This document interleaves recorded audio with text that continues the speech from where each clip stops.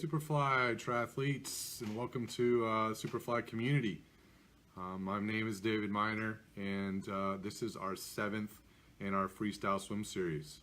So I hope everybody's doing good this week, had some good training, some good swimming, and been practicing all those things that we've covered in the past 6 episodes. So I hope you've been tuning into those and being able to apply some of those things that we talked about and being able to use them in your practice and hopefully translating that into better swims for you guys out there in those triathlons or whatever other types of events you might be doing swim related. So this series number 7, like I said, this is swim stroke, freestyle, early vertical forearm, the pull and the catch. So we're going to talk about those things: the catch, the early vertical forearm, the pull, and how we're going to finish our stroke. So we'll give some people another minute here to log on and get going. I see Elaine and Jamie and Carrie are all joined in. Thanks for joining, you guys. Good to have you. Hope you guys are doing well today. Hey, Jan Miller, how are you doing? Good to see you. Howdy, Jamie. Good to see you as well. So thanks for joining, guys. So again, we're going to talk about early vertical forearm, the pull, and the finish of your stroke today on freestyle. So those of you that don't know who I am, I'm David Miner. I'm one of the Superfly swim coaches, focused on the swimming primarily. So if you haven't seen some of the other videos in this series, go back and check those out, because these are all continuing sort of in line, and we're going to continue where we left off in the last week. So I hope you have had time to watch some of those as well. All right, we're going to get started. So we're talking about early vertical forearm, our pull and our catch. So why is that important? So to have a good and effective freestyle, we have to be able to pull ourselves through the water effectively. We have a kick back there, which is one way to propel ourselves, but that pull is really important. So continuing from last week, we talked about where our hand is entering the water. We talked about how we're entering our hand, where we're entering our hand, in line or just to the outside of our shoulder. So now we have to talk about, we also talked about our catch last week. So, we started the catch and feeling that water pressure on your fingers and your hand as you're starting to grab that water. So now what do we do once we have a hold of that water, and how do we effectively pull ourselves through the water with a good pull? So one of the ways is early vertical forearm. And what does early vertical forearm mean? Basically, it's pretty simple. It's not super technical. It's basically getting my forearm vertical in the water as early as possible. That's basically all it is.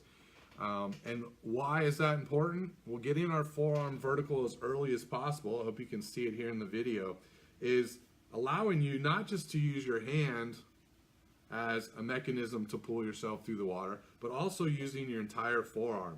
It's also catching water, and it's also helping you to move through the water. So if your forearm is out of place, it's not in the right position, you don't have a high vertical, or you have high elbow with a nice vertical forearm, or your wrist and your forearm aren't in line, you're not going to be able to effectively catch that water on that forearm.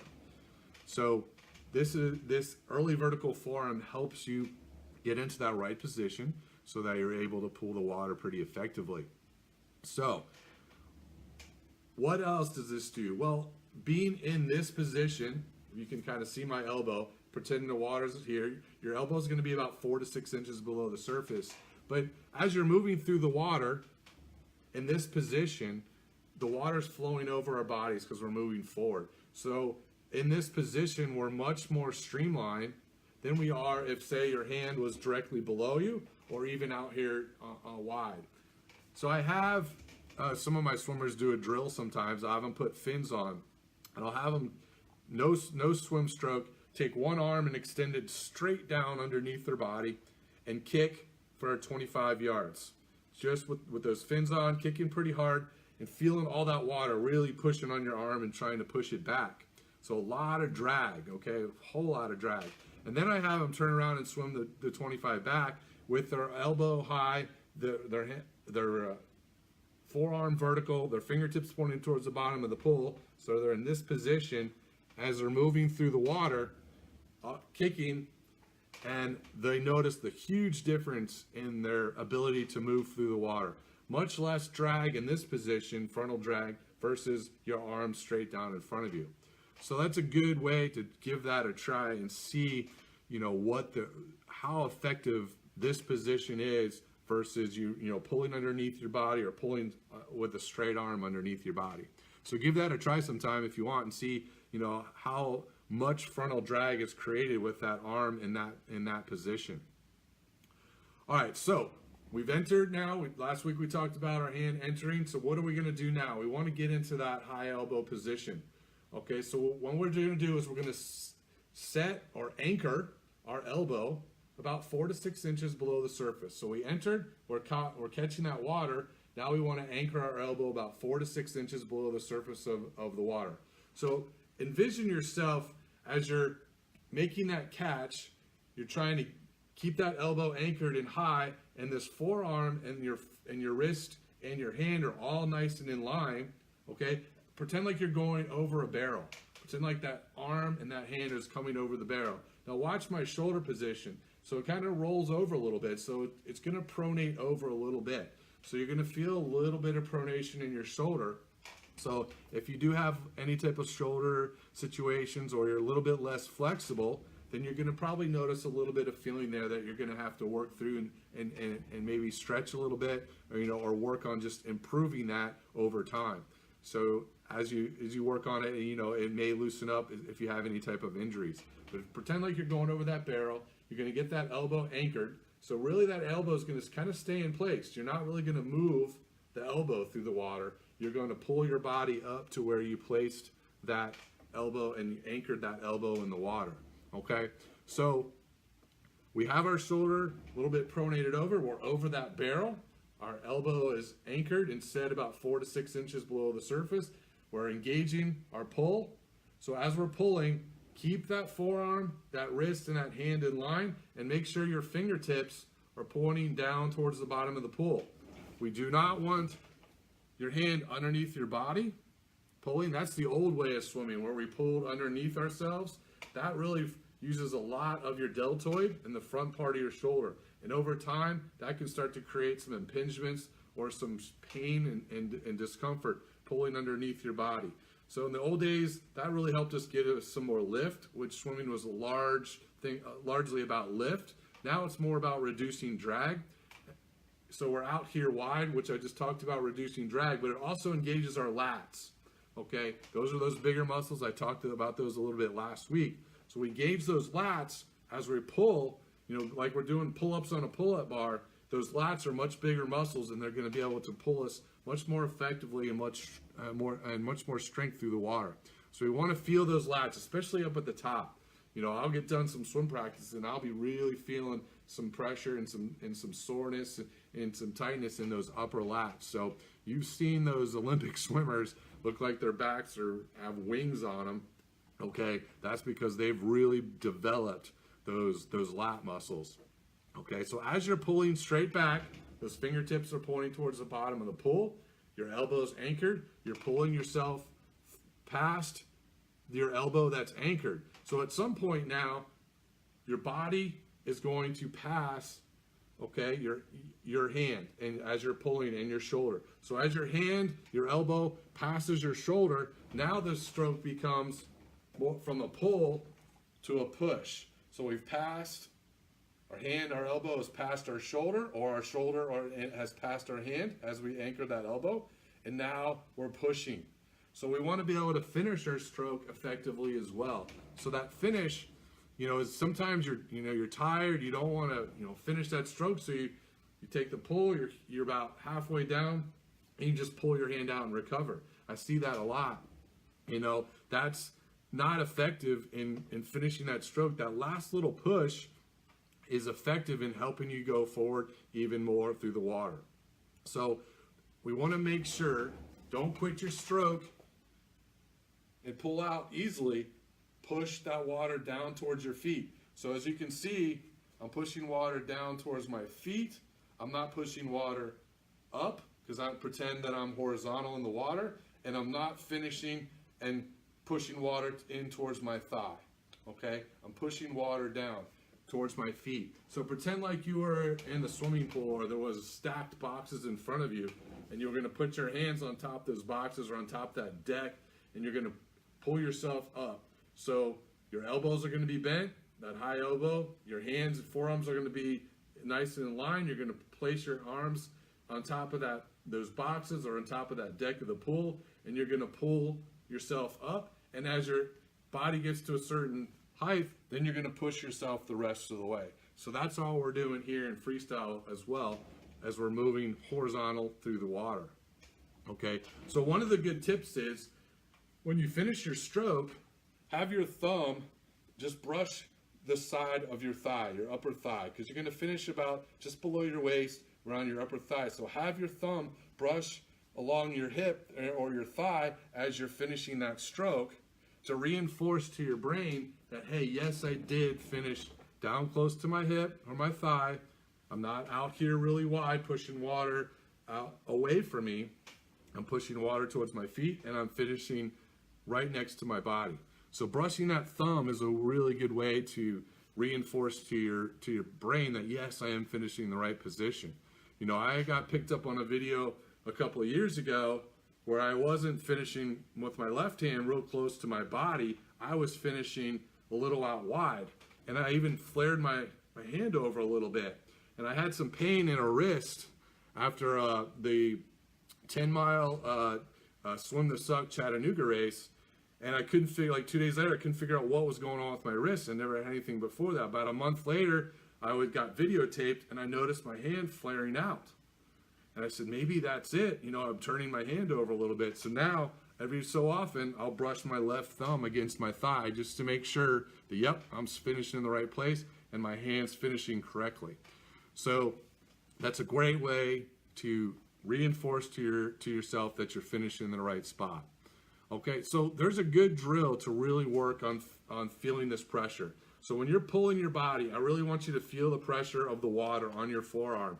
That hand and that wrist should be in line, and really feel the pressure all the way up from your tips of your fingers all the way up your forearm. Okay, don't just, if you're not feeling the water there on that forearm, you're not catching effectively with your forearm. So there's a drill that I like to do. It's a real simple drill. You don't need anything special equipment wise.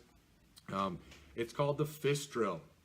You may want to put fins on the first time or a couple times trying this, and maybe you've already done this in your master's practice or your triathlon practice or something like that. But it's a really good, easy drill to do. I love to do it because sometimes, for me, I'll be swimming in the morning and maybe I just not really feeling a good catch. I'm not really feeling the water really well.